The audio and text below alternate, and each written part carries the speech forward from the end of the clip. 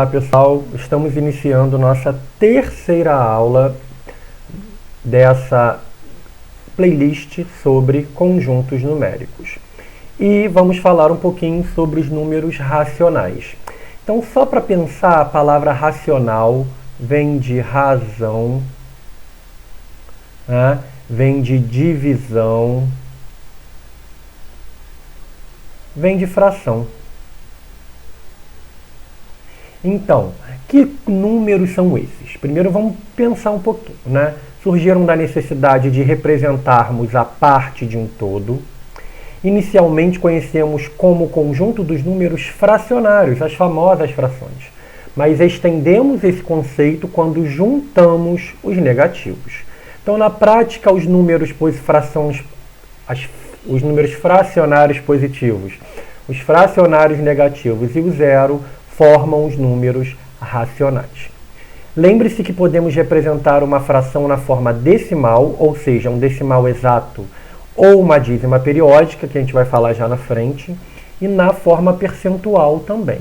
Então, como é que a gente pode representar um número racional? Na linguagem natural, 1/4.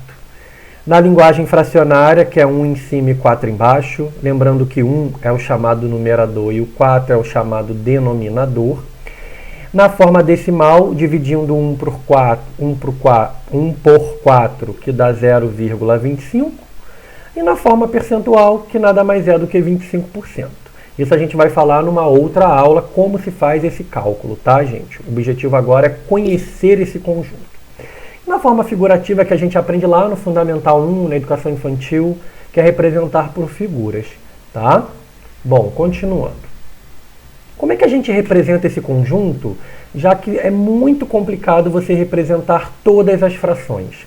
A gente representa por essa maneira aqui, o conjunto Q, onde A dividido por B, ou A barra B, ou a fração A sobre B, tal que esse número A, esse de cima, ele é um número inteiro e o número de baixo é um inteiro não nulo. Isso quer dizer o quê, gente?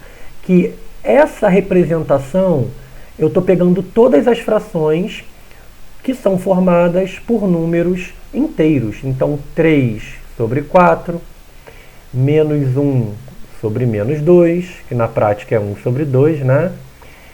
Menos 2 sobre 8, que eu posso escrever como menos 1/4, são as frações. E eu também posso pensar que eu posso representar isso de outras formas, como eu falei. Antes disso, para pensar, tem como representar, como eu falei, todos? Não, tá? Por isso que a gente tem que usar essa maneira, tá bom? Então, Daniel, e o que? Vem da onde? O que vem de quociente, que é o resultado da divisão, tá? Então aqui eu coloco alguns exemplos que são muito usados e para vocês começarem a pensar como fazer essa transformação da forma percentual para fracionária para decimal. Então, se eu tenho fração 25 décimos, eu tenho a forma decimal 0,25 ou 25 décimos, que é a forma correta de falar. E a forma percentual, 25%. Então, 43%, 0,43 ou 43 décimos, e a fração 43/10, 43 décimos. 0,12 é o mesmo que 12%, que é o mesmo que 12/10 ou 12 décimos. 90% é o mesmo que 0,90 e 125% é o mesmo que 1,25, que é o mesmo que 125 sobre 100 ou 125 centésimos. E para a gente finalizar, eu só queria que vocês observassem essa figura.